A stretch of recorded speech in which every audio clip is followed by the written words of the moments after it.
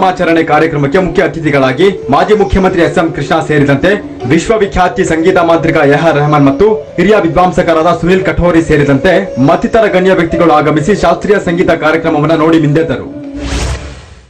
It's very beautiful. I feel like I'm in a mini Vegas Indian production.